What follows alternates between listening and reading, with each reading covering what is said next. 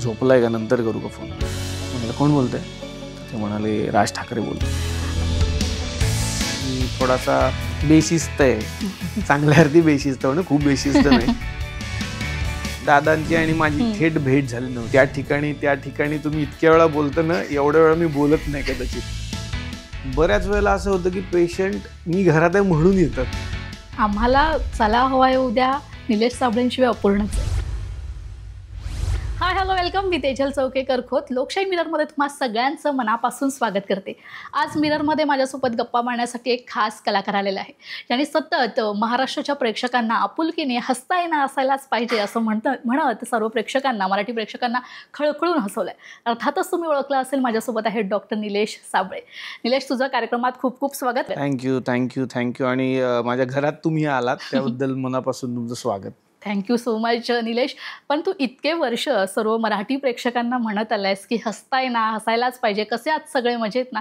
तर आज मी तुला तितक्याच आपुलकीने विचारते, कसा आहेस, मजेत आहेस ना आणि हसतोयस ना? हो, मी नेहमीच मजेत असतो आणि मी लोकांना विचारतो, त्यामुळे मला स्वतःला मजेत राहायला आवडतं. त्यामुळे मी नेहमी प्रयत्न करतो की मी मजेत राहावं आणि हसत राहावं. नक्कीच तू हसत राहा आणि आम्हाला सगळ्यांना हसवत राहा. निलेश, माझा पुढचा प्रश्न असा आहे की तुझा संपूर्ण प्रवास आम्ही पाहिलेला आहे. म्हणजे महाराष्ट्राचा सुपरस्टारपासून फू बाई फू, चला हवाय उद्या, हा संपूर्ण तुझा प्रवास पाहिला आहे. मात्र हा सुपरस्टार कसा घडला, त्याचं बालपण कसं होतं, शालेय शिक्षण कसं होतं, कॉलेज लाईफ कशी होती? कारण वडिलांच्या नोकरीमुळे तुला सतत स्थलांतर करत राहावं लागलं, त्यामुळे काही शिक्षणावर याचा काही परिणाम झाला? नाही, शिक्षणावर परिणाम नाही झाला. याचं कारण माझे वडीलच शिक्षणाधिकारी होते. हो. आणि ते शिक्षक होते पूर्वी, नंतर ते अधिकारी झाले. त्यामुळे घरात शैक्षणिक वातावरण होतं माझ्या. आणि लहानपणापासून एक शिस्त होती. मी, माझा भाऊ असेल तर आमच्या दोघांवरही एक शैक्षणिक संस्कार खूप चांगले झाले, प्रामाणिकपणाचे संस्कार खूप चांगले झाले. आणि त्यामुळे नेहमी ट्रान्सफर मात्र व्हायची वडिलांची. एक साधारण 2-2.5 वर्ष झाली की मग या गावाहून त्या गावात, ह्या जिल्ह्यातून त्या जिल्ह्यात. तर त्यावेळेला काय व्हायचं की कुठेतरी तुमची समजा 5वी अर्ध्यापर्यंत आली आणि अचानक ट्रान्सफर झाली, मग दुसऱ्या शाळेत, मग नवीन मित्र अचानकपणे, नवीन शाळा, नवीन शिक्षक, नवीन सगळं. त्यांचा अभ्यासक्रम कदाचित कधी पुढे गेलेला असायचा, कधी माझा मागे राहिलेला असायचा, मग ते जुळवून घेणं, तिकडे मित्र होईपर्यंत एक परत ट्रान्सफर व्हायची. त्यामुळे आता असं होतं ना की मी कमीत कमी, मला जेवढं आठवतं, एक 7 ते 8 शाळांमध्ये फिरलोय. आणि तिथले मित्र आता जेव्हा भेटतात अचानक गर्दीत किंवा एखाद्या इव्हेंटला आपण जातो एखाद्या गावी, तर एक मित्र येतो आणि तो खांद्यावर हात ठेवतो, तो आपुलकीनं खूप किस्से सांगतो की आपण दोघं एकत्र एका डब्यात जेवलोय, तुला माहिती आहे का? तर मी आठवायला लागतो की तो काळच पटकन आठवत नाही, की ती शाळा आठवते, सगळं आठवते, पण तो किस्सा नाही मला पटकन आठवत. मग खूप 3-4 दिवसांनी वगैरे आठवतं की तो काय म्हणत होता मला मुलगा. पण असे खूप मित्र आहेत. आणि त्यामुळे एक गोष्ट चांगली झाली खऱ्या अर्थानं की खूप माणसं बघायला मिळाली. मला नेहमी लोक विचारतात की तुम्ही वाचन किती करता, तर मी कमी वाचतो, प्रयत्न करतो जेव्हा वेळ मिळेल तेव्हा वाचायचा. पण मला वाटतं की माणसं भेटल्यामुळे माणसं खूप वाचायला मिळाली. निश्चितच, कारण या सगळ्या गोष्टीमुळे अभ्यासावर नाही परिणाम झाला, हे आता तू स्पष्ट केलंच. मात्र वडिलांची तुझ्या इच्छा होती की तू मेडिकलमध्ये जावं, डॉक्टर व्हावं, आणि ती इच्छा तू पूर्ण केलीस आणि तुझं देखील स्वप्न तू पूर्ण केलंस कलाकार बनण्याचं. मात्र खरंच सांगू निलेश, हे ना क्वचित लोकांसोबत होतं की प्लॅन ए आणि प्लॅन बी दोन्ही सक्सेसफुल झालेत. आता बाबांची काय प्रतिक्रिया आहे की आता संपूर्ण महाराष्ट्र आपल्या मुलावर प्रेम करतोय? नाही, त्यांना खूप अभिमान वाटतो. अर्थात आईला, वडिलांना खूप अभिमान वाटतो. आणि पहिल्यापासूनच वडील थोडेसे कडक शिस्तीचे असल्या कारणानं ते नेहमी सांगायचे की तू पहिल्यांदा ना चांगलं काहीतरी शिक्षण घे, अभ्यास कर, कारण या क्षेत्रात आपलं कोणी नाही आहे आणि आपण हळूहळू इथपर्यंत आलोय ना, तर तो प्रामाणिकपणा टिकवत तू काहीतरी हातात एक डिग्री घे. कारण मी जेव्हा म्हणायचो, मला आठवतं की मी लहान होतो, एक 5वी-6वीला असताना मला असं वाटायचं की मी नाटकात काम करू का, मी सिनेमात जाऊ का. तेव्हाच वडिलांना असं वाटायचं की काय बोलतोय हा, आत्ताच्या सगळ्या गोष्टी तो बोलतोय, तर कदाचित सगळ्या शिक्षणाचा हा पसाराच मांडेल किंवा काही करणारच नाही कदाचित, इकडेच पळत राहील कदाचित. आणि तेव्हा तर सोशल मीडिया पण नव्हता. पण वडील सतत सांगायचे की नाही, शिक्षण पूर्ण झाल्याशिवाय काय करायचं नाही, आणि शक्यतो तू काहीतरी चांगला व्यवसाय करायला पाहिजेस, तू चांगलं शिक्षण घ्यायला पाहिजे. त्यामुळे ते एक प्रेशर होतं की वडील आपल्याला सतत सांगतायत. आणि मी अभ्यासात चांगला होतो. चांगला म्हणजे अगदीच पैकीच्या पैकी मार्कवाला नक्कीच नव्हतो. पण वडिलांची इच्छा असेल समजा मी 90% मिळवले पाहिजेत तर मी 75-80 पर्यंत पोहोचायचो. त्यामुळे ते सतत म्हणायचे की नाही अजून नाही तिथपर्यंत पोहोचत आहे, अजून नाही तिथपर्यंत पोहोचत आहे. पण ते करत करत शाळेतून, गॅदरिंगमधून, वेगवेगळ्या सांस्कृतिक कार्यक्रमांमधून ना हे सतत माझं चालू होतं. आणि ते करता करता करता मी ठरवलं होतं की मला काही ही वाट सोडता येत नाही असं मला झालं होतं.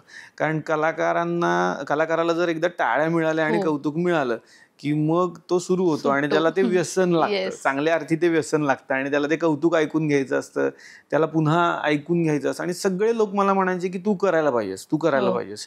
म्हणजे मी माझ्या शाळेचं गॅदरिंग जरी असलं तरी एखाद्या शाळेमध्ये समजा एखाद्या मुलाचा एखादा कार्यक्रम असतो, 2 कार्यक्रम असतात, माझे 10-10 असायचे. आणि हे खरं आहे, मला माझी शाळा सांगायची की तू काहीतरी वेगळं कर. म्हणजे शाळेच्या गॅदरिंगमध्ये जर समजा 30-35 कार्यक्रमांची लिस्ट असेल त्यातली 10 वेळा तर एंट्री माझीच असायची की अमुक करतोय, मध्येच सूत्रसंचालन पण करतोय, मध्येच एक नक्कल पण आता हा करणार आहे, अशी एक माझी लिस्टच असायची. मी बरं गायचो त्यामुळे मी गाणी म्हणायचो. तर तेव्हा शाळेतले शिक्षक मला नेहमी सांगायचे की तू काहीतरी कर, हे क्षेत्र आम्हाला असं वाटतं की तू या क्षेत्रात जायला पाहिजेस, तू नाव कमावशील. तर ते सतत वाटायचं की सगळे सांगतात म्हणजे आपल्यात काहीतरी आहे, सगळे सांगतात म्हणजे आपल्यात काहीतरी आहे. आणि मग जेव्हा ती वेळ आली, मी मेडिकल कम्प्लीट केलं आणि मी इथेच वाशीच्या MGM हॉस्पिटलमध्ये मी जॉब करायला सुरुवात केली. आणि एका सिरियलची मला ऑफर आली होती. कारण मला त्या दिग्दर्शकांनी गडिंग्लज जिथे मी शिकत होतो कोल्हापूर जिल्ह्यात, तिथं मला एका कार्यक्रमात पाहिलं होतं आणि त्यांनी माझा नंबर घेतला होता. अच्छा. गिरीश मोहिते त्यांचं नाव. आणि गिरीश मोहिते सरांनी फोन करून सांगितलं एक सिरियल मी करतोय आणि त्यात तू छोटासा रोल करशील का. मला इतकं भारी वाटलं, कारण मी बघितलं होतं की मुलं ऑडिशन्स देतात आणि मग त्यांचं सिलेक्शन होतं. आपल्याला दिग्दर्शक विचारतायत म्हणजे आपण काहीतरी करायला पाहिजे का. तर त्यांना मी विचारलं किती दिवसांचं शूटिंग वगैरे. तर ते म्हणाले बघ मला जेवढं वाटतंय आठवड्याभर शूटिंग चालेल, पण तुला 3 दिवस द्यावे लागतील कुठल्याही आठवड्यातले. आणि ते कर्जत साईडला शूटिंग असेल. मी वाशीत काम करत होतो. मी वडिलांना विचारलं तर वडील मला एवढंच म्हणाले तेव्हा की बघ तू माझ्या इच्छेसाठी डॉक्टर झालास, म्हणजे तू चांगलाच करतोय सध्या काम, पण तुझी इच्छा काहीतरी वेगळी आहे माझ्या लक्षात आलंय. पण जर तू माझी इच्छा आत्ता पूर्ण केली आहेस तर मी तुला 1 वर्ष देतो आणि मी तुला एक संधी देतो की तुला जे हवं ते एकदा करून बघ. मी तुला पूर्ण सपोर्ट करतो, पण 1च वर्ष. 1 वर्षात जर असं वाटलं की आपलं काही घडत नाहीये, तर आपल्याला छान डिग्री मिळाली आहे, खूप मेहनतीने ती मिळवली आहेस, त्याचा रिस्पेक्ट ठेव आणि मग कुठेतरी चांगला दवाखाना सुरू कर आणि पेशंटची तू सेवा करायला पाहिजे. मी तुला 1 वर्ष देतो. आणि मग मी हॉस्पिटलला विचारलं. हॉस्पिटलने अर्थातच सांगितलं की तसे 3 दिवस वगैरे सुट्टी तुम्हाला दरवेळेला कोण देणार आहे. तर ते म्हणाले तुम्हाला जॉब सोडावा लागेल. मग मी जॉब सोडला आणि मी त्या सिरियलला गेलो. पण ती सिरियल खूप दिवस नाही चालली, पण खूप चांगला अनुभव त्या सिरियलमुळे मला मिळाला. आणि सिरियल संपल्यानंतर एक 6 महिन्याचा पिरियड असा गेला जेव्हा माझ्याकडे काहीच नव्हतं. तो जॉबही सोडला होता, ती सिरियल 3 महिन्यात संपली होती आणि मग मी अडकलो होतो पूर्ण. आणि मला आठवतं मी बोरिवलीतच एका ठिकाणी राहायचो आणि पूर्ण ब्लँक, ती मुंबई सगळी डोळ्यासमोर दिसायला लागली होती की आपण काहीतरी वेगळंच केलं का. आपण जॉबही सोडून दिला, आपल्याला मिळालेली ती सिरियलही संपली, आता काय करायचं आपण. आणि सिरियलमध्ये माझा छोटासा रोल होता, कारण सुरुवात होती माझी अर्थातच. अख्ख्या एपिसोडमध्ये मला 2 वाक्य असायची, मला चांगलं आठवतंय. 2-3 वाक्य मी बोलायचो अख्ख्या एपिसोडमध्ये, छोटासाच रोल होता. आणि नंतर सगळं धुसर दिसायला लागलं आणि मला असं वाटायला लागलं की आपण आता पुन्हा नोकरी करायला पाहिजे. बाबांचा चेहरा डोळ्यासमोर आला असेल. हो, तो सतत यायचा, पण ते मला सतत सांगायचे की नाही अजून आहे, 1 वर्ष कर, 1 वर्ष कर. आणि मला ते 1 वर्ष पण दिसतंय, कॅलेंडर पण दिसतंय आणि एवढ्या मोठ्या मुंबईत आपण कसं करणार, असं भीती वाटायला लागली होती ती अक्षरशः. आणि मग महाराष्ट्राचा सुपरस्टार झी मराठीवर शो आला, त्याची जाहिरात आली आणि माझ्या आईनं मला सांगितलं की ती जाहिरात बघ तू एकदा. तेव्हा काही सोशल मीडिया नव्हतं, ती पेपरात यायची आणि टीव्हीवर, जिथे मी राहायचो तिथे टीव्हीच नव्हता. आणि मग मी तिथे राहायचो, त्यांच्या शेजारी मला तो टीव्ही दिसत होता एकदा आणि मी बराच वेळ तो टीव्ही बघत राहिलो आणि मला दिसली अरे यार ती काहीतरी एक जाहिरात. पेपर शोधला, पेपरमध्ये ते सगळं डिटेल्स पाहिले, पण माझं धाडच होईना. कारण तुम्ही आत्ता सुरुवातीला उल्लेख केला की सुपरस्टार, मला वाटतं की तसा सुपरस्टार नाही होता येणार, अजूनही मी नाहीच आहे. तर फक्त महाराष्ट्रात सुपरस्टारमुळे ते आपल्याला एक बिरुद मिळालेलं आहे, पण ते तेवढं मोठं आहे की तेवढा तर मी नाही आहे अजून तरी. पण ज्या लोकांना आपण सुपरस्टार म्हणून पाहिलेलं आहे, लक्ष्मीकांत बेर्डे असतील, पद्मश्री अशोक सराफ साहेब असतील, ह्या सगळ्या लोकांकडे बघताना आपण तेवढे नाही आहोत. आणि अजून एक न्यूनगंड मनात होता की आपण हिरो सारखे तरी दिसतो का, किंवा आपण हिरो आहोत का खरं तर आपण ही नको ऑडिशन द्यायला, असं मला सतत वाटत होतं. कारण मला नेहमी वाटायचं की मी कॉमेडियन आहे, मला विनोद येतो आणि मी कॉमेडियन आहे असं मला सतत वाटायचं. त्यामुळे मी ऑडिशनच नाही दिली. 3-4 ठिकाणच्या ऑडिशन संपल्या. एकच ऑडिशन मुंबईची राहिली. तेव्हा मला आईचा फोन आला की आता तरी दे, ही शेवटची आहे, देऊन तर बघ काय करतील ते, रिजेक्ट करतील. मग मी नाही होय करत मग मी दादरच्या ऑडिशनला गेलो. तिथं बरीच मुलं होती, 5-7 हजार मुलं होती, आणि त्यातून मग सिलेक्शन झालं आणि पुढचा प्रवास मग लोकांनी बघितला. येस, म्हणजे आईमुळे खरं तर इथपर्यंत तू पोहोचला. हो, ती नेहमी सपोर्ट करत असते आणि तिला ह्या क्षेत्राची जास्त आवड आहे. तिला या क्षेत्राची खूप आवड आहे. मग सिनेमा असेल, सिरियल्स असतील, तिला नेहमी वाटायचं की तू दिसायला पाहिजे इथं, तू दिसायला पाहिजेस इथं. बाबांना आता भारी वाटत असेल, खूप भारी वाटत. म्हणजे ते नेहमी म्हणतात की माझं एवढंच होतं, ज्या क्षेत्रात जाशील तिथे चांगलं काहीतरी कर. म्हणजे निर्णय योग्य ठरला, त्यांच्या दृष्टीनं तो योग्य ठरला, आणि ते आता खूप खुश असतात.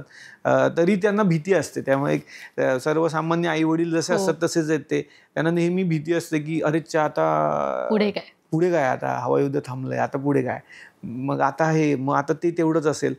पण त्यांना एक विश्वास आहे माझ्यावरती की नाही, हे क्षेत्र मी त्यांना समजावून सांगितलं, हे क्षेत्र कसं आहे. आणि त्यांना मी म्हणालो की तसं कधीच होणार नाही, अरे बापरे आता कामच नाही की काय.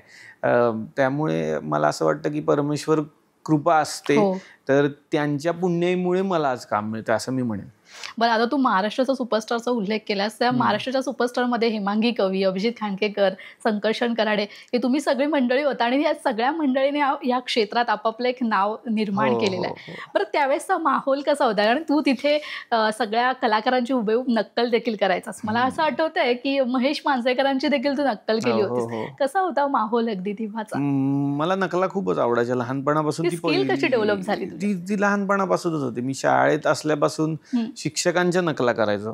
शिक्षक बाहेर गेले थोडा वेळ की मग मी फळ्यावरती जाऊन ते करायचो, आणि मग मी पकडला गेलो 1-2 वेळा. मग मला शिक्षकांनी बोलावून घेतलं होतं, आणि मला आठवतंय माझ्या एका प्राचार्यांनी मग मला खूप ओरडले होते ते मला की असं करतात का वगैरे. मी खूप घाबरलो होतो, आणि मग मला शिक्षा तीच दिली की आता तू सगळं करून दाखव. आणि मला दुसरी शिक्षा त्यांनी दिली की येत्या गॅदरिंगमध्ये तू हे सगळं करायचं. मला भीती वाटत होती की खरं सांगतायत की काय. पण त्यांना खूप आवडलं ते, आणि त्यांचा विश्वास होता की तू ते मुद्दाम त्रास द्यायला करत नाहीयेस, तर ती तुझी एक कला आहे. तर तेच मला महाराष्ट्राचा सुपरस्टारमध्ये पण खूप उपयोग त्या गोष्टीचा झाला. आणि महाराष्ट्राचा सुपरस्टारमध्ये आम्हाला आधीच सांगितलं होतं सगळ्यांनी की नकला वगैरे हे सगळं ठीक आहे, पण तुमच्यातला अभिनेता आम्ही शोधतोय. तिकडे सचिन मोटे सर आणि सचिन गोस्वामी सर होते, ज्यांनी आम्हाला खूप त्यावेळेला मार्गदर्शन केलं, ज्यांनी सिलेक्शन पण आमचं केलं होतं, जे आता हास्य जत्रा करतात. तर त्यांच्यापासून आमची सुरुवात झाली खरं तर. आणि तेव्हाच त्यांनी सांगितलं की नकला वगैरे हे ना लोणचं आहे, हे थोडं थोडं वापरायचं आपल्याला. तुमच्यातला एक अभिनेता लोकांच्या समोर गेला पाहिजे. बरोबर. पण एपिसोड्स पुढे नेण्यासाठी आणि एपिसोडमधली गंमत वाढवण्यासाठी मात्र त्याचा नेहमी उपयोग झाला. मग कधी महेश मांजरेकर सरांची नक्कल असेल किंवा इतरही कलाकारांच्या नकला असतील ज्या मला करायला आवडायच्या, आणि त्यातून ते एक वेगळी कला माझी सतत प्रेक्षकांच्या समोर यायला लागली. आणि नक्कल करताना ती भीती पण असते सतत की समोरच्याची रिॲक्शन काय येईल, समोरच्याची रिॲक्शन काय येईल. पण जेव्हा त्यांच्या चेहऱ्यावरती हास्य दिसतं आपल्याला, तेव्हा थोडंसं हायसं वाटतं की चला आवडलं आपण काय केलंय. बरं, आता नक्कलबद्दल आपण बोलतोय तर चला हवा उद्या हा टर्निंग पॉईंट ठरलाय खरं तर तुझ्या आयुष्यातला, आणि आम्हा सगळ्यांना तो कार्यक्रम इतका आवडायचा, आजही पुन्हा सुरू होणार आहे. पण मला असं विचारायचं आहे की चला हवा उद्यामध्ये अनेक राजकीय नेत्यांचे तू नक्कल केलेस, राज ठाकरेंची देखील नक्कल केलीस. तुला माहिती आहे, आम्हा सगळ्यांनाही माहिती आहे की राज ठाकरे सर कलाकारांवर विशेष खूप प्रेम आहे त्यांचं, आणि कौतुकाची थाप तर ते सतत देत असतात. त्यांची नक्कल केल्यानंतर त्यांची काही रिॲक्शन होती, त्यांचा काही फोन वगैरे आला होता? हा तो किस्सा आहे, बऱ्याच लोकांना माहिती आहे तो. मी अवॉर्ड शोमध्ये वगैरे आम्ही स्किट्स करायचो, ज्यात मी साहेबांची नक्कल करायचो. आणि एकदा असंच खूप शूटिंग सकाळपर्यंत चाललं, आणि मी येऊन झोपलो होतो, आणि साधारण 1-1:30च्या आसपास माझा फोन जो सायलेंट असतो त्याच्यावरती खूप सारे मिस कॉल पडले होते. तर मी असं बघायचो की तो व्हायब्रेट होतो आणि मी बंद करून ठेवायचो, तो पुन्हा सायलेंट करायचो. तर 17 एक मिस कॉल, आणि खरं 17 एक आहेत, माझ्याकडे स्क्रीनशॉट आहे त्याचा. तर ते सगळं झाल्यानंतर मला कळेना की हा फोन कुणाचा आहे. आणि नंतर दुसरा एक फोन आला जो मी उचलला आणि त्यावरून आवाज आला की झोपलाय का, नंतर करू का फोन. म्हटलं कोण बोलतंय? तर ते म्हणाले राज ठाकरे बोलतो. तर मला काही क्षण असं वाटलं की का साहेब मला फोन करतील, काय संबंधच नाही आहे, मी तसा त्यांच्यापेक्षा वयानं लहान आहे किंवा काय, ते मला का फोन करतील. तर मला असं वाटलं पहिल्यांदा की कोणीतरी आमच्यातलाच मित्र माझी मजा घेतोय, कोणीतरी आवाज बदलून वगैरे काहीतरी करतंय. तर मी म्हणालो हां बोला. मला वाटलं मित्र बोलतोय. त्यानंतर ते म्हणाले नाही, अमेय खोपकरांनी तुमचा एक व्हिडिओ मला दाखवला. अमेय खोपकर सरांचं नाव घेतल्यावर मी थोडासा अलर्ट झालो की कदाचित साहेब आहेत. आणि तिकडे अमेय सरांचा आवाज पण येत होता. तर तुम्ही उशिरा शूटिंग करून आला कळलंय मला, तुम्ही झोपा, झाली की झोप तुम्ही फोन करा.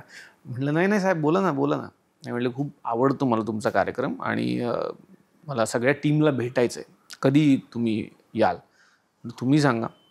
आणि पुढच्या 2 दिवसातच मग त्यांनी सांगितलं की घरी आपण भेटूया, सगळ्या कलाकारांना घेऊन या. मग चला हवा उद्याची सगळी टीम आम्ही त्यांच्या घरी गेलो होतो आणि त्यांनी खूप आपुलकीनं सगळ्याचं स्वागत केलं. आणि सगळं राजकारण वगैरे सगळं बाजूला ठेवून फक्त विनोद या एका विषयावरती ते जवळपास 2-2.5 तास आमच्याशी चर्चा करत होते. त्यांना ते जाणून घ्यायचं होतं ही प्रोसेस कशी आहे, मग तो विनोद कसा सुचला होता, तो विनोद मला खूप आवडला होता. मग ते तुम्ही जे कॅरेक्टर्स भाऊला दिलं, अमुक कॅरेक्टर होतं ते कसं डेव्हलप केलं होतं. तर आणि त्यांनी काही किस्से खूप सांगितले आम्हाला रंगवून, जेव्हा आम्हाला एक वेगळे राज ठाकरे पण तेव्हा अनुभवायला मिळाले खरं तर. तर ती एक भीती जी होती इतक्या वर्षांची एका व्यक्तीबद्दलची, ती अचानक कमी झाली. आणि त्यानंतरही मला 2-3 वेळा त्यांना भेटण्याची संधी मिळाली. पण छान वाटतं जेव्हा ते स्वतःहून म्हणतात की चांगलं करता तुम्ही. मी घाबरत विचारलं होतं की तुम्ही पाहिलं का मी 1-2 वेळा तुमची नक्कल. हां पाहिलं चांगलं करता तुम्ही. बरं त्यांनी कधी सल्ला दिला नाही काही ही अशी माझी अशी नक्कल कर वगैरे, असं कधी त्यांनी सल्ला दिला? नाही त्यांनी नाही दिला. पण माननीय अजितदादा पवार साहेब जेव्हा आले होते झीच्याच मंचावरती, तेव्हा त्यांना अवधूत गुप्तेंनी प्रश्न विचारला होता की तुमच्यावर बायोपिक आला तर तो कोणी करायला पाहिजे. ते म्हणजे डॉक्टरनी करायला पाहिजे. आणि त्याआधी दादांची आणि माझी थेट भेट झाली नव्हती आणि मी बॅकस्टेजलाच होतो आणि त्यांनी मला बोलावून घेतलं की आहे का डॉक्टर इकडे, बोलवा त्याला. मी गेलो स्टेजवरती आणि मला म्हणाले की तुम्ही छान करता, पण ते त्या ठिकाणी तुम्ही इतक्या वेळा बोलता ना, एवढ्या वेळा मी बोलत नाही कदाचित. पण आता ना मी त्या ठिकाणी डोक्यात आलं की मी विचार तुमचा करतो, त्यामुळे मी ते आवर्त घेतो. तर मला असं वाटतं की ह्या मोठ्या व्यक्ती असतात पण त्या विनोदाला विनोदाप्रमाणे घेतात ना, तेव्हा मला फार बरं वाटतं की आपल्या महाराष्ट्राला विनोदवीरांची, साहित्यिकांची खूप मोठी परंपरा आहे. सन्माननीय बाळासाहेब ठाकरे असतील, त्यांचे आणि पु ल देशपांडेंचे आपण काही किस्से ऐकतो, आचार्य अत्रेंचे किस्से ऐकतो. तर मला वाटतं की आपण काही एवढे मोठे नाही आहोत, अर्थातच नाही. पण आपल्याला जेव्हा राजकीय व्यक्ती विनोद समजून घेऊन शाबासकी देतात तेव्हा बरं वाटतं आणि तेव्हा तो कलाकारांना असलेला एक आश्रय वाटतो.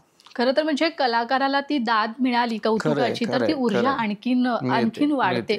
बरं आता या राजकीय नेत्यांबद्दल झाला तर चला हवा उद्यामध्ये बॉलिवूडच्या तिन्ही खानने हजेरी लावली होती, तर अनेक कलाकारांनी देखील लावली होती.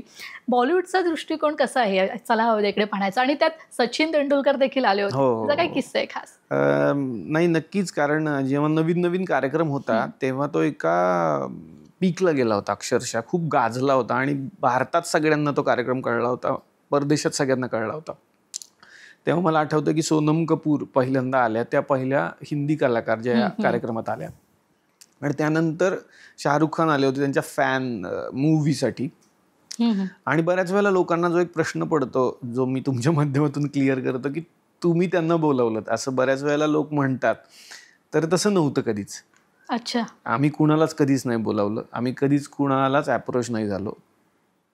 त्यांचं प्रोडक्शन हाऊस नेहमीच त्या वाहिनीला म्हणजे झीला किंवा आमच्या प्रोडक्शन हाऊसला अप्रोच व्हायचं की आमचा हा सिनेमा आला आहे आणि आम्हाला तो करायचा आहे. तर आत्तापर्यंत हवा येऊ द्या जेवढे सिनेमे प्रमोट झाले, हिंदी म्हणतो मी, मराठी तर आपलेच सिनेमे आहेत सगळे, त्यातला कुठल्याही सिनेमाला आम्ही अप्रोच झालो नाही कधीच ना. मी तर होऊच शकत नाही, पण वाहिनी सुद्धा कधीच की आम्हाला तुमच्या सिनेमाचं प्रमोशन करायचं असं कधीच समोरूनच नाही. आहे. हे समोरूनच झालं, कारण ती प्रोसेसच तशी आहे की हवा येऊ द्या, तुम्हाला यायचंय तर तुम्ही स्वतःहून येऊ शकता. तर शाहरुख असतील, सलमान खान असतील किंवा कुणी असेल या शोमध्ये येणारं, ते आणि त्यांचं प्रोडक्शन हाऊस स्वतःहून आमच्याकडे त्या वेळेला आलेले आहेत. आणि एक गोष्ट चांगली काय वाटायची की ही सगळी मंडळी यायची आणि आम्ही प्रयत्न असा करायचो की त्यांनी मराठीत बोललं पाहिजे. सगळ्यांना पूर्ण वेळ मराठी बोलता येत नव्हतं, तरी सुद्धा आम्ही काही प्रश्न हटकून मराठी विचारायचो. सगळ्यांना पूर्ण मराठी बोलता येत नव्हतं, तरी आम्ही काही प्रश्न मराठीतच विचारायचो आणि आधी त्यांना हो. सांगितलं जायचं की आम्ही प्रयत्न सर मराठीत विचारण्याचा करू, कारण कार्यक्रम मराठी. पण कधी कधी जिथं त्यांना नाही समजणार तिथं आम्ही थोडं हिंदी मिश्रित मराठी वगैरे बोलायचो. तर मला खूप चांगलं वाटायचं की तेही प्रयत्न करतात. म्हणजे कधीच असं झालं नाही की मी एवढंच बोलीन किंवा काय असा ॲटिट्यूड कुणीतरी बॉलिवूडचा दाखवलाय. खान शाहरुख खान आणि अनुष्का शर्मा मला वाटतं मराठी गाण्यावर डान्स हो, पण केला हो. होता मराठी त्यांनी. त्यांनी 5-7 गाण्यांवरती दादा कोंडकेंच्या गाण्यावरती हो, नृत्य हो. केलं. ते आहे आपल्याकडे सोशल मीडियावर. नटसम्राटचा अख्खा एक पॅरा त्यांनी म्हणून दाखवला होता. ती फुलराणीचा अख्खा जो पॅरा आहे तो अनुष्का शर्मानी म्हटला होता. हो. तर मला असं वाटतं की त्यांनाही ते आवडत होतं त्यावेळेला जेव्हा जेव्हा ते आले आणि त्यांना त्या मराठी संस्कृतीत मिसळून जायला फार आवडायचं. मला चांगलं आठवतंय. सचिन तेंडुलकर सर जेव्हा या कार्यक्रमात आले होते, त्यांचा एक सहवास मला मिळाला आणि सचिन तेंडुलकर सर म्हणाले होते की किती वाजता कार्यक्रम सुरू करणार आहात तुम्ही? तर मी म्हणालो सर 4-4:30 सुरू होईल, सगळे कलाकार येतील, सगळे प्रेक्षक येतील, कारण थिएटरला कार्यक्रम होता. तर ते म्हणाले मी 3 तास आधीच येतो. आम्हाला काही कळलंच नाही 3 तास आधी म्हणजे. नाही, मी 3 तास आधी येईन. ओके. 3 तास आधी आले, त्यांच्या व्हॅनिटी व्हॅनमध्ये ते बसले होते. मला कोणीतरी सांगितलं सर आले, तुम्हाला भेटायला बोलवलं. मी गेलो भेटायला. तर आतमध्ये त्यांची सगळी टीम उभी होती आणि एक 10-12 वडापाव तिकडे ठेवलेले होते आणि त्यांनी मला रिक्वेस्ट केली की वडापाव घ्या एखादा. म्हटलं हां सर घेईन नक्की. मग त्यांनी सांगितलं होतं कुठून आणलाय, काय, मग तो मला का आवडतो वगैरे सगळे किस्से. ते म्हणाले मी 3 तास आधी का आलोय, आपण काय करूया, मी अशा मुलाखतींना जास्त कम्फर्टेबल नसतो, तर आपण एक रिहर्सल करूया अख्खी. तुम्ही जेवढे मला प्रश्न विचारणार ते मला आता विचारा, मी त्याची सगळ्याची उत्तरं देतो आणि मग हेच आपण असं जास्त कॉपी करूया स्टेजवरती. तर मला कळलं की परफेक्शनिस्ट म्हणजे काय. जसं एखाद्या क्रिकेटच्या मॅचच्या अगोदर आदल्या दिवशी किंवा सकाळपासून जी मंडळी प्रॅक्टिस करतात, तशी एका कार्यक्रमाची त्यांनी प्रॅक्टिस केली. सगळ्या प्रश्नांची उत्तरं त्यांनी दिली आणि ते त्यांच्या टीमलाही विचारत होते की मी बरोबर उत्तर देतोय का बघा, काही साल चुकतंय का, एखादा किस्सा सांगताना काही चुकतंय का, आणि तिकडेच करेक्शन्स त्यांनी केले आणि मग अख्खंच्या अख्खं तसंच्या तसं ते स्टेजवरती बोलले. वा. तर मला फायदाच झाला. स्टेजवरती 4 तास आणि त्याच्या आधी 3 तास, असा एवढा वेळ मला सहवास मिळाला. सचिन सरांचा एक सहवास मिळाला. आणि साधा माणूस, एक साधेपणा काय असतो म्हणजे आपल्याकडे मला नेहमी वाटतं की मोठा आणि महान मधला हाच तर फरक आहे. मोठे अनेक लोक होतात, पण महान होण्यासाठी मला वाटतं की ही गरजेची गोष्ट आहे. तर मराठीतही इतकी दिग्गज मंडळी आहेत जी आमच्या या मंचावरती आली. तर सन्माननीय अशोक सराफ साहेब अनेक वेळा आले या मंचावरती आणि त्यांना तर विनोदाचा एवढा मोठा वारसा आहे. पण जेव्हा जेव्हा ते भेटतात ते खूप कौतुकानं आम्हाला सांगतात की हे चांगलं केलं, ते चांगलं केलं, तब्येती सांभाळा, हे करा, ते करा आणि नवीन नवीन काहीतरी शोधत राहा, तेचपणा येऊ देऊ नका. तर मला वाटतं हे सांगणारी ही मंडळी आहेत. भरत जाधव सर असतील, अंकुश चौधरी असतील, ही सगळी मंडळी सांगतात. रमेश देव सरांचा एक छोटा किस्सा मी पटकन तुम्हाला सांगतो. मला जेवढं माहिती ते तेव्हा 92 काहीतरी वर्ष सुरू होतं त्यांचं आणि ते एकदा आमच्या कार्यक्रमात येऊन गेले होते आणि दुसऱ्या वेळेला जेव्हा आले तेव्हा खूप पाऊस चालू होता आणि आम्ही एक स्किट लिहिलं होतं त्यांच्यावरती आणि तेव्हा रोमॅन्टिक कपल्स असा काहीतरी तो एपिसोड होता आणि ज्येष्ठ म्हणून त्यांनाच आम्ही बोलवलं होतं, सीमाजी आणि त्यांना. बाकी सगळे आत्ताचे सगळे कपल्स होते आणि त्यांच्यावरच आम्ही स्किट लिहिलं होतं अपराध सिनेमाचं आणि 1-1.5 तासाचं स्किट होतं मोठं, पियानो वगैरे लावून वगैरे. रिहर्सल झाली, सगळं झालं आणि दुपारी 2 वाजता त्यांचा आमच्यातलेच एक चॅनलचे पर्सन आहेत केशव, त्यांना की मी नाही येऊ शकत केशव आज, कारण काय झालं सीमाजींची तब्येत अचानक बिघडली आणि मला घरी थांबणं गरजेचं आहे, तर आपण परत कधीतरी करूया. तर केशव म्हणाला मी एकदा डॉक्टरशी बोलतो, कारण आज शूटिंग 5 वाजता सर करायचं होतं आणि बहुतेक खूप सारं कॉन्टेंट तुमच्यावर आहे. तर मी फोनवर त्यांच्याशी बोललो, म्हटलं काही हरकत नाही सर, असं करूया, आम्ही जे स्किट लिहिलंय ते तुम्हाला घरी पाठवतो, आम्ही घरी कॅमेरा पाठवतो, तुम्ही बघा आणि फक्त एक प्रतिक्रिया द्या, तुम्हाला कसं वाटलं. मग आम्ही ते कार्यक्रमात लावतो. ते म्हटलं कुठल्या सिनेमाचं तुम्ही स्किट केलं आहे? तर म्हटलं अपराध सिनेमाचं केलं आहे सर. किती वेळाचं आहे? म्हटलं असं असं आहे. मग गाणी बिणी सगळं त्यात तुम्ही परफॉर्म करणार? माझी भूमिका कोण करतं? म्हटलं भाऊ तुमची भूमिका करत आहेत. अरे निलेश थांब, असं नाही करून चालणार. केशव मी येतोय. केशव म्हणला नको सर पाऊस आहे बाहेर सगळं. नाही नाही नाही नाही, तुम्ही कलाकारांनी एवढी मेहनत केली ना, मी येणार, मी येतो, फक्त सीमाजीतनं नाही आणू शकत, मी येतो. तुम्हाला खोटं वाटेल, साधारण मुंबईत पाऊस भरायला, पाणी भरायला सुरुवात झालं होतं. अशा कोसळत्या पावसामध्ये एक व्यक्ती आपली गाडी करून निघते आणि त्यांच्या घरापासून क्लासिक स्टुडिओ मीरा रोड 1-1.25 तासाचं अंतर होतं. त्यात पाऊस. अशा पावसात ते नको नको म्हणतानाही आले, बॅकस्टेजलाच थेट आले. आम्ही म्हणतोय सर तुम्ही थोडा वेळ रिलॅक्स व्हा, तुम्ही बसा. नाही नाही नाही नाही नाही, तुमच्या एनर्जीसारखी आता माझी एनर्जी राहिली पाहिजे. मला हवा येऊ देत, मी आलोय ना, आता मला मेकअप रूममध्ये पण नाही जायचं. ते बॅकस्टेजला बसले, मला म्हणले मला केशव कुठला पण एक ज्यूस फक्त आणून दे. एक ज्यूस अरेंज केला, आम्ही गप्पा मारल्या, सगळ्या कलाकारांचे हात हातात धरून त्यांनी बॅकस्टेजला गप्पा मारल्या आणि मला म्हणाले की आता सादर करा, फक्त एक मी त्या गाण्यावरती मी नाचणार आहे, हे चालेल ना तुम्हाला? म्हटलं हो सर, तुम्ही प्लीज. इतकं कौतुक वाटलं मला त्या व्यक्तीचं. आणि त्यांनी पूर्ण स्किट एन्जॉय केलं, त्याच्यावर खूप छान प्रतिक्रिया दिल्या. त्या गाण्यावरती ते नाचले स्वतः उभं राहून, किस्से सांगितले एवढे सगळे. आणि संपूर्ण एपिसोड संपल्यावर सुद्धा रमेश देव सरांनी शेवटी विचारलं की अजून माझ्याकडून तुला काही अपेक्षित आहे, काही किस्से सांगायचे आहेत किंवा काय? म्हटलं नाही सर, तुम्ही आलात हीच माझ्यासाठी मोठी गोष्ट होती आणि हा किस्सा मी आयुष्यभर लक्षात ठेवेन. खरं तर तुमच्या नावात देव आहे, पण खरी देव माणसं काय आहेत ती तुमच्यामुळे मला अनुभवायला मिळाली. तर असे अनेक किस्से हवा येऊ द्याच्या मंचावर घडले. खरं तर हीच चला हवा द्याची ख्याती आणि खरं तर पुण्याही आहे तुम्हाला सगळ्यांना मिळालेली. बरं, आता इतके वर्ष, 10 वर्ष चला हवा द्यामध्ये तुम्ही होता, तुमचं सगळ्यांचं 6 जणांचं खूप छान बॉन्डिंग देखील होतं. आता पुन्हा चला हवा उद्या येतं आहे आणि त्यामध्ये स्वतः निलेश साबळे नाही आहेत असं तुम्ही स्वतःहून सांगितलं. पण का? What went wrong? कारण आम्हाला चला हवा उद्या निलेश साबळेंशिवाय अपूर्णच आहे. नाही, चला हवा येऊ द्या जेव्हा हे सुरू होणार होतं, मी मध्यंतरी माझ्या एका व्हिडिओमधून सांगितलं की तेव्हा मला चॅनलने विचारलं होतं आणि माझी एक मीटिंग पण झाली होती. फक्त आत्ताची सध्याची परिस्थिती अशी की मी एक सिनेमा करतोय आणि तो मी डिरेक्ट करतो आणि तो बऱ्यापैकी मोठा सिनेमा आहे आणि त्यात खूप कलाकार आहेत. भाऊ पण त्याच सिनेमामध्ये आहेत आणि त्याच्या तारखा आणि या सगळ्या गोष्टी आणि त्या सिनेमाचं चित्रीकरण कदाचित अजून 1.5 महिना चालेल असं मला वाटतं. तर त्या तारखा कुठेतरी जुळणं खूप मुश्किल झालं होतं आणि हा शो जो आहे तो आता मला वाटतं लॉन्च पण होतोय आता लगेच. तर त्याच्यामुळे ते शक्य नाही झालं कारण खूपच ती गडबड होती आणि हा नवीन वेगळा फॉर्मॅट पण होता, त्यामुळे खूप दिवस पण द्यावे लागणार होते. त्यामुळे आत्ता या पर्वात आम्ही नाही आहे. खरं आम्ही सगळेच खूप मिस करू तुला. हो. बरं, आता या शोचं सूत्रसंचालन अभिजित खांडकेकर करतोय आणि तुम्हा दोघांचाही एकत्रच आणि एकाच मंचावर प्रवास सुरू झालाय. तर अभिजितला भेटलायस, अभिजितशी बोलणं झालंय, काय टिप्स दिलेस तर? नाही नाही नाही, टिप्स आत्ता तर नाही एवढ्यात भेटणं बोलणं झालंय, पण अभिजित आणि आम्ही महाराष्ट्र सुपरस्टार पासून एकत्र होतो आणि आम्ही ज्या हॉटेलवरती आम्हाला ठेवलं होतं झीनं, ते हॉटेल प्रत्येकाला दोघांना एक रूम दिली होती आम्हाला, कारण 2-3 महिन्यांचा कार्यक्रम आणि सगळ्यांना एकत्र राहणं अपेक्षित होतं. त्यामुळे आम्हाला लालबागच्या एका हॉटेलमध्ये ठेवलं होतं आणि अभिजित माझा रूम पार्टनर होता तेव्हा.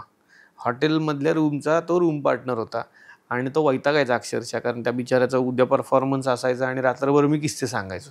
तर माझ्या रूममध्ये बरेच कलाकार आमचे असायचे आणि त्या सगळ्यांना घेऊन मी माझ्या ह्या मित्रांना घेऊन किस्से सांगत बसायचो आणि तो मला खूप ओरडायचा की तू किस्से सांगत बसतो, मग ते मला ऐकावे लागतात, मग दुसऱ्या दिवशी माझा ॲक्ट तू खराब करतोस, असं तो गमतीनं म्हणायचा खरं तर. पण अभिजित खूप गोड माणूस आहे आणि त्यांनी त्याच्या पद्धतीनं त्याचं एक वेगळं विश्व निर्माण केलं आहे.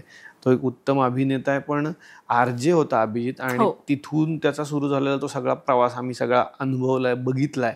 त्यामुळे हवा येऊ द्या हा त्याच्या पद्धतीने एका वेगळ्या उंचीवर नेऊन ठेवली यात काही शंकाच नाही. येस, नक्कीच. आम्ही पुन्हा एकदा आता अभिजितचं देखील दुसरं रूप पाहूच. बरं निलेश, मागील काही दिवसांमध्ये जी चर्चा होती की शरद उपाध्याय यांनी जी वादग्रस्त पोस्ट केली त्यामुळे सगळीकडेच चर्चांना उधाण आलं. त्यानंतर तू देखील पोस्ट केलीस आणि मुद्देसूद त्यांना प्रत्युत्तर देखील दिलंस आणि यामुळे महाराष्ट्राचा संपूर्ण प्रेक्षक तुझ्या बाजूनेच आहे. मात्र आपल्यापेक्षा वयाने मोठं किंवा अनुभवाने देखील मोठी व्यक्ती जेव्हा आपल्याला टीका करते तेव्हा त्याला प्रत्युत्तर देताना तुझ्या मनात डोक्यात तेव्हा काय विचार चालू असायचे? नाही, मी खरं सांगू का की हा विषय आता तुम्ही विचारलात म्हणून, कारण मी तर तो विसरून पण गेलो आता. कारण पुन्हा पुन्हा आपण तो विषयावरती बोलायचं का, तर शक्यतो नको बोलायला असं मला वाटतं. कारण एखादी गोष्ट तोपर्यंत थांबणार नाही जोपर्यंत आपण त्यावर बोलणं थांबवणार नाही असं मला वाटतं.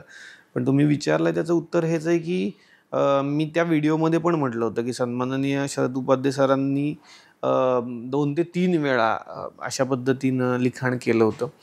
त्यामुळे मी आधी 2 वेळा सोडून दिलं होतं. एका मोठ्या वर्तमानपत्रातही मोठा लेख लिहिला होता. त्यानंतर त्यांची ती पोस्ट आहे 6 वर्षापूर्वीची, त्यातही त्यांनी लिहिलं होतं. पण शेवटी कसं असतंय बघा, पुन्हा तेच आहे, कलाकारांना फक्त ऐकूनच घ्यावं लागतं. कलाकारांना फक्त ऐकूनच घ्यावं लागतं. ते व्यक्त व्हायला गेले तर लोक म्हणतात बघा तुम्ही कलाकार आहात, तुम्ही व्यक्त झालात तरी प्रॉब्लेम आहे, नाही झालात तरी प्रॉब्लेम आहे. पूर्वी असं नव्हतं. हल्ली काय झालंय की मोबाईल प्रत्येकाच्या हातात आहे, मी कमेंट काहीही करू शकतो. म्हणजे आत्ता मला अमिताभ बच्चन सरांबद्दल काही बोलायचं असेल तरी मी पटकन लिहू शकतो आणि ते दुसऱ्या मिनिटाला तिथं बसून वाचू शकतात. हे कम्युनिकेशन वाढलंय म्हणून मी त्यांच्याबद्दल काहीही लिहिलं पाहिजे असं नाही. तर मला असं वाटतं की हल्ली ते खूप सुरू झालंय की आपण काही बोलायच्या आत प्रतिक्रिया सुरू होतात सगळ्यांच्या. आणि त्या घटनेनंतर असं झालं, परवा जेव्हा त्यांनी ते लिखाण केलं, अनेक लोकांचा असा सूर यायला लागला की अरे निलेश साबळेचा हा चेहरा आम्हाला माहितीच नव्हता, अरे बरं झालं तुम्ही त्यांचा हा चेहरा आमच्यासमोर मांडला, अरे निलेश साबळे असा असेल आम्हाला माहितीच नव्हतं. तर उगाच मी काय म्हणत नाही मी खूप मोठी इमेज निर्माण केली, पण तुमच्या व्यवसायासाठी तुम्ही करत असलेल्या कामासाठी तुमची एक इमेज असते आणि ती गरजेची असते. आणि ती जर डागाळली गेली तर पुढच्या कामांवर त्याचा निश्चित परिणाम होणार आहे. मला माझेच लोक विचारायला लागले, आजूबाजूचे नातेवाईक विचारायला लागले की तू असा वागला होतास, तू असा वागला होतास. आता ही किती वेळ ऐकून घेऊ मी. मला अनेक फोन आल्यानंतर आणि मोठमोठ्या चॅनलनी त्याच्या न्यूज केल्या, तर मी म्हटलं ही एक बाजू नाण्याची लोकांना कळली, दुसरी बाजू सांगणं आता गरजेचं आहे, नाहीतर मग ते तसंच राहील. आणि सोशल मीडिया कसं आहे, ते तसंच रेकॉर्ड तसंच राहतं. तुम्ही अजून 10 वर्षांनी पुन्हा ही न्यूज पॉपअप होते, पुन्हा तुम्ही तेच वाचता आणि पुन्हा लोकांच्या मेंदूमध्ये. आता मी डॉक्टर असल्याकारणानं मला माहिती आहे की साधारणपणे मानसिकता लोकांची कशी असते. जेव्हा एखादी मोठी व्यक्ती हे सांगते म्हटलं हे बरोबर आहे, मग हे करेक्ट आहे. तर मला असं वाटलं की नको, आपण आपला मुद्दा फक्त प्रामाणिकपणे आणि शांतपणे मांडूयात. माझा कुठलाही सूर असा नव्हता की सर तुम्ही असं केलं तसं केलं, माझा असा सूरच नव्हता. मी पुन्हा पुन्हा तेच सांगतो, त्यांना त्यांचं मत मांडण्याचा निश्चित अधिकार आहे, त्यांनी तो मांडायलाच पाहिजे. फक्त माहिती घेऊन मांडायला पाहिजे होता, कारण त्यांच्याकडे असलेली माहिती चुकीची होती मे बी. बरोबर. आणि त्या चुकीच्या माहितीमधून गैरसमजातून झालेला तो सगळा प्रकार होता. पण मला सगळ्या प्रेक्षकांना हात जोडून विनंती करायची की आता तो विषय माझ्याकडून संपलाय आणि शरद उपाध्ये सर हे आपल्यापेक्षा खूप मोठे आहेत आणि त्यांचा मी आयुष्यभर आदरच करीन.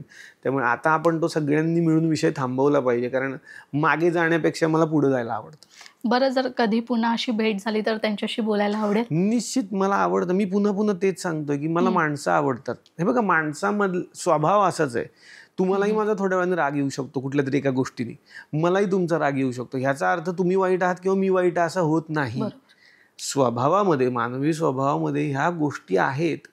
क्षणात तुम्हाला तुमच्या बायकोचाही राग येऊ शकतो, तुमच्या वडिलांचाही राग येऊ शकतो. ह्याचा अर्थ नाती दुरावतात का लगेच? नाही. तो तुमचा स्वाभाविक गुणदोष आहे किंवा स्वभावात असलेल्या गोष्टी आहेत त्या. हे नॅचरल आहे. कोणाला कोणाचा तरी राग येऊ शकतो. तसं निलेश साबळे सगळ्यांना आवडलाच पाहिजे असा हट्ट नसायलाच पाहिजे मला वाटतं. त्यामुळे कधी आमची भेट झाली मी खूप मनापासून आणि आदराने व्यक्त होईन त्यांच्याकडे. बरं निलेश, माझा पुढचा प्रश्न आता असा आहे, एक गमतीशीर प्रश्न आहे. आता तू शाहरुख खानचा फॅन आहेस हे आम्हाला माध्यमातून कळलेलंच आहे. शाहरुख खानच्या पाठीशी जशी त्याची गौरी खंबीरपणे उभी आहे, तशीच तुझ्या पाठीशी देखील तुझी गौरी खंबीरपणे उभी आहे. तू वेळोवेळी सांगत आल्यास. किती पाठिंबा असतो तिचा, काय सांगशील तिच्याबद्दल? आणि तुझ्या स्ट्रगलच्या काळात तिला इम्प्रेस करण्यासाठी कसा वेळ काढत होतास? नाही, नेहमीच पहिल्यापासूनच तिचा पाठिंबा आहे. कारण अनेकांना माहिती आहे की आम्ही कॉलेजपासूनचे मित्र होतो. तिचं कॉलेज सांगली कॉलेजला होती, BMS ला ती, आणि मी गडिंग्लजला केदारी रेडेकरला होतो. अच्छा. आणि आमची ओळख कुठे झाली तर जे आमचे सांस्कृतिक कार्यक्रम असतात किंवा युथ फेस्टिवल असतात यामध्ये ती गायनासाठी यायची आणि मी अभिनय, नकला, एकपात्री याच्यासाठी माझ्या कॉलेजकडून जायचो. आणि तिथे झालेली ती ओळख होती खरं तर. आणि तिथून पुढे मग ती मैत्री वाढत वाढत वाढत वाढत गेली आणि मग मी तिला विचारलं होतं. तर तेव्हापासून तिला माहिती होतं की ह्याला काय करायचं आहे. आणि मी तिला तेव्हाही म्हणालं होतं की कदाचित मी वैद्यकीय व्यवसाय नाही करणार पुढे जाऊन, तर तुला आवडेल का ते. तर ती तेव्हाच म्हणाली होती की नाही, मला पूर्ण विश्वास आहे, तू जे करशील त्यात मी तुझ्या पाठीशी असेल. तर तेव्हा तिनं ते सांगितलं होतं मला की तू टेन्शन घेऊ नकोस, मी करेन तुझ्या बरोबर राहून ते सगळं. त्यामुळे तेव्हापासून ते आजपर्यंत इतकी वर्ष, आज आम्हाला 4.5 वर्षांची मुलगी आहे, त्यामुळे इथपर्यंतचा हा सगळा प्रवास मला वाटतं की मी थोडासा कसा आहे ना, एक पैसा आळशी आहे मी थोडासा बेशिस्त आहे. चांगल्या अर्थी बेशिस्त, म्हणजे खूप बेशिस्त नाही, पण एक आयुष्याला शिस्त पाहिजे ती तशी कमी आहे आणि असते बऱ्याच जणांमध्ये स्वभावात. तसं माझं आहे, पण नाहीतर ती आहे त्यामुळे त्याला थोडीशी शिस्त राहते मला वाटतं. आणि ते वेळेत जेवणं किंवा काय, मग ती डबा पाठवते. मी जरी शूटिंगला गेलो तरी घरून माझ्या डबा येतो, मग ती कुठेही शूटिंग असू देत. तर मला असं वाटतं की त्यामुळे त्या सगळ्याला एक शिस्त आहे माझ्या आयुष्याला. नाहीतर मग ते खूप विस्कळीत झालं असतं. आणि विश्वास हा सगळ्यात महत्त्वाचा आहे. तर मी करतोय त्या कामावर तिचा विश्वास आहे. आणि मला नेहमी असं वाटतं की तुम्ही ज्याही क्षेत्रात काम करत असाल, तुमचा पार्टनर जोपर्यंत चांगला तुम्हाला सपोर्ट करणार नसेल तर मग त्या कामात तुमचं लक्ष नाही लागणार. खरं तर तिचा सपोर्ट इतका आहे की म्हणजे मी ऐकलंय बऱ्याचदा की ती स्किट मध्ये सुद्धा देखील तुला मदत करते. बरं की मागे कोरोनाचा काळ होता, त्यावेळेस घरून शूटिंग असायचं, त्यावेळेस तुझा कॅमेरा पर्सन गौरी होती. हो. मी सांगेन तो किस्सा. करोना अगदीच पीकला होता आणि कुठेही कुणी जायचं नाही, लॉकडाऊन कडक होता. आणि तेव्हा झी युवानी एक कार्यक्रम सुरू केला होता, लाव रे तो व्हिडिओ. आणि ती संकल्पना होती निलेश मयेकरांची. आणि त्यांचा मला फोन आला की निलेश, घरातून शो करशील का. म्हटलं घरातून कसा करायचा, शूटिंग घरातून करावं लागणार आहे, पण आज जे लोक घरात आहेत ते खूप छान रील्स बनवत आहेत सध्या, आणि सध्याचं मनोरंजन हे फक्त रील्स एवढंच राहिलंय. तर आपण त्या सगळ्यांना एक प्लॅटफॉर्म दिला तर मग तू ते सगळे रील्स गोळा कर आणि तू त्याच्यावरती काहीतरी बोल, छान कमेंट कर, एखाद्याला आपण विनरला बक्षीस देऊ, असं काही फॉर्मॅट बनवता येईल का. म्हटलं हा मी विचार करतो. मी विचार केला, एक कार्यक्रम तयार करून त्यांना फोनवर ऐकवलं. ते म्हणजे डन, करून टाक पुढच्या आठवड्यापासून. आता शूट कसा करायचा हा दिसणार झी युवावर. मग 2 कॅमेरा सेटअप असेल वगैरे, हे सगळं झालं. पण घरात इथं सिक्युरिटीपासून कोणाला यायला अलाउडच नव्हतं. त्यामुळे मी इथे बाग होती समोर, तिथं जायचो, कॅमेरामन वगैरे सगळे यायचे आणि टेक्निकली गोष्टी मला समजून सांगायचे त्या बागेमध्ये लांब लांब उभे राहून सगळे, की सर इथे कॅमेरा हा समजा जर हँग झाला तर हे करायचं, ही चिप आहे, अमुक आहे, तमुक आहे, ही हार्ड ड्राईव्ह आहे, आणि हा फोकस असा करायचा, ते तसं करायचं. त्या टेलिव्हिजनच्या नॉर्म्स मला समजून सांगतात खाली, ते सगळं मी कागदावर लिहून घ्यायचो. आणि मग ते सगळं साहित्य सिक्युरिटीपाशी ठेवून ते सगळे निघून जायचे. मग ते सगळं खालून उचलून आणेपर्यंतचं काम मी आणि गौरीच करायचो. मग ते आणायचं, सॅनिटाईज करायचं. त्यात ती प्रेग्नंट होती तेव्हा. म्हणजे रेवा तेव्हा पोटात होती हा सगळा कार्यक्रम बघायला. आणि ते सगळं दारात सॅनिटाईज करायचं आणि घरात मग हे ट्रायपॉड वगैरे सगळे लावायचे, लाईट्स लावायच्या, 2 ते 3 लाईट्स आम्ही मागवल्या होत्या. आणि घरात सगळं वायरिंगचं जाळं होऊन जायचं तोपर्यंत. आणि मग एक छोटासा सेटअप आम्ही आमच्याच घरामध्ये तयार केला होता. आणि मग ते सगळे रील्स यायचे आणि ते वाटायचं की होऊन जाईल यार, 1 तासाचा कार्यक्रम म्हणजे 2 तासात शूट वगैरे होईल. नाही ना, ज्याला लागायचे 7 ते 8 तास, पूर्ण आमची रात्र जायची. त्यात ती स्वयंपाक पण करतेय, त्यात हे सगळं पण करतेय, त्यात हा सगळा जो पसारा आहे तो पुन्हा आवरून ठेवायचा, पुन्हा 2 दिवसांनी हे सगळं उभं करायचं. आणि हे सगळं झाल्यावर मी पहाटे ते सगळं अपलोडिंगला लावायचं चॅनलला पाठवण्यासाठी. तर मला वाटतं की कलेत इंटरेस्ट आहे तिला खूप जास्त, त्यामुळे हे सगळं सोपं झालं आम्हाला त्या वेळेला करणं, नाही तर ते खूप अवघड झालं असतं. आणि हा देखील सपोर्ट असणं खूप गरजेचं आहे आणि खूप महत्वाचं होता. आणि तो काळ देखील आमचा तुम्ही मनोरंजनाने घालवला. बरं निलेश, मला अजून एक तुला विचारायचं आहे की मी तुला सतत फोन करत होते, पण तू एकही माझा फोन उचलायचा नाहीस, तुझे सगळे फोन गौरीच उचलते, हे असं का. कारण माझा फोन हा सायलेंट असतो दिवसभर, सगळ्यांना माहिती आहे. आता तुम्ही बसलाय पण तो फोन नाही वाजणार कधीच, कारण मला का कोणास ठाऊक तो जो वाजणारा आवाज जो मला त्रास देतो, कुठलीही रिंगटोन मला त्रास देते. त्याचं कारण वेगळं आहे खरं तर, हा विनोदी भाग आहे. मला नेहमी असं वाटतं की जेव्हा एक लेखक म्हणून काम करतो ना आपण, तेव्हा सतत डोकं चालू असतं आणि त्या प्रोसेसमध्ये ना कुठलाच डिस्टर्बन्स नको असतो. म्हणजे फोन जरी वाजला तरी मग माझा कमीत कमी 10 मिनिटांचा वेळ तिकडे जाणार हे मला माहिती आहे. मग एक्स माणसाने फोन केलाय, मग तो का करत असेल, मग त्याला अर्जन्सी असेल का, मग त्याला घाई असेल का, मग मी परत करतो, मग परत लावला तर त्याचा लागत नाही लवकर, त्याचा एंगेज लागतो, हे सगळं होतं आणि मग तो उचलणारा पर्सन एवढंच म्हणतो कसे आहात, यासाठीच फोन केला होता. असं बऱ्याच वेळेला होतं. हां, अर्जन्सी असेल तर होऊ शकतं कदाचित, म्हणून मी तो सायलेंटवर ठेवतो. मला माहिती की ज्याला अत्यंत घाई आहे तो मेसेज करणार, हे मला चांगलं माहिती आहे. आणि मग जर तिकडे मेसेज पडला की अमुक अमुक आहे, आत्ताच्या आत्ता अर्जंटली बोलायचं, मी सगळं काम थांबवून मग मी त्याला फोन करतो. कारण मला माहिती आहे कॉल नंतर मेसेज आपल्याला मोबाईलने देऊन ठेवलेला आहे पर्याय. सेम आहे, म्हणून मी व्हॉट्सअप पण नाही वापरत. व्हॉट्सअप वापरलं तर हेच होतं की मग खूप सारे मेसेजेस, खूप सारे गुड मॉर्निंग पासून गुड आफ्टरनून पर्यंत सगळं, त्या प्रत्येकाला रिप्लायची अपेक्षा असते. ते नाही मी केलं तर त्यांना वाईट वाटू शकतं. अनेकांना ते डबल टिक, अमुक टिक, ते मी ऐकतो ना, अरे देवा वाचला होता त्यांनी बहुतेक मेसेज, ती डबल टिक आली, त्यांनी वाचलाय पण तो रिप्लाय देत नाही. पुन्हा मग त्याच्यात असं वाटू शकतं की मुद्दाम करतोय की काय. हा सगळा प्रकारच नको. म्हणून मी मोबाईल बाजूला ठेवतो आणि त्याच्याकडे 2 ते 3 तासांनी मग माझ्या मोबाईलकडे बघतो की काय आलंय, ओके एवढं आलंय. म्हणजे ही सगळी टेक्निक तू म्हणजे यापासून शांतता कशी मिळावी हे पाहतोस. बरं, मला निलेश असं विचारायचं आहे की आपलं हे शेड्यूल आहे, खूप हेक्टिक शेड्यूल असतं या क्षेत्रामध्ये. आपलं मूड स्विंग सतत होत असतात की काय करायचं आहे काय नाही. तू लेखक पण आहेस, किती लिहायचं काय, सगळ्या स्क्रिप्टिंग वगैरे सगळ्यावर व्यवस्थित लक्ष ठेवणं गरजेचं असतं. मात्र जेव्हा तू काम करून घरी परततोस तेव्हा एक बाबा म्हणून, रेवाचा बाबा म्हणून कसा असतोस तिच्यासोबत, आणि रेवाची काय रिॲक्शन असते जेव्हा ती तुला टीव्हीमध्ये पाहते आणि तू बाजूलाच बसलेला असतोस? नाही बघा, लहान मूल जेव्हा घरात असतं, सगळ्यांच्याच घरात कोणी ना कोणीतरी लहान मूल असतं, तर ते एक वातावरण वेगळं असतं. आणि मी नेहमीच माझा हा सगळा जो काही कलाकाराचा अवतार आहे, तो पोशाख आहे, तो बाहेर सोडून येतो. जेव्हा गेटमधून गाडी आत येते किंवा जिथं माझं संपलं आहे शूटिंग, तिथं मेकअप एकदा काढला की तो कलाकार साबळे संपलेला असतो आणि एक सर्वसामान्य जसा माणूस असायला पाहिजे तसा मी माझ्या घरात असतो. त्यामुळे तिच्यासाठी जेवढं अपेक्षित आहे तेवढाच मी साधा माणूस असतो. तिला अजून कळत नाही कलाकार म्हणजे काय असतं, तिला अजून माहित नाही टीव्हीमध्ये दिसतो म्हणजे नक्की काय असतं, आणि ती निरागसताच मला वाटतं ती गरजेची आहे. प्रश्न करत नाही म्हणजे बाबा तू तिथे आहेस, इथे कसा आहेस? ते हल्लीची पिढी फार हुशार झाली ना, ते मोबाईलवर आम्ही तिचं शूटिंग करतो आणि तिला दाखवतो. तर तिला आता कळलं की कॅमेऱ्यात एकदा शूटिंग होतं, तेवढं तिला आता कळलंय की हे शूटिंग करून ठेवलेलं आहे, ते दाखवतात म्हणजे ते शूटिंग केलेलं आहे. पण मला वाटतं ती निरागसता तशीच राहायला पाहिजे. त्यामुळे मी तिच्यासमोर कुठल्याही पद्धतीचा एक कलाकार निलेश साबळे म्हणून कधीच येत नाही. तिला जेवढा साधा बाप आवडेल तेवढा मी साधा होतो. तिच्या माझ्या आपल्या गप्पा साध्या साध्या सोप्या सोप्या गोष्टी असतात. तिला शाळेतलं सगळं ऐकवायचं असतं.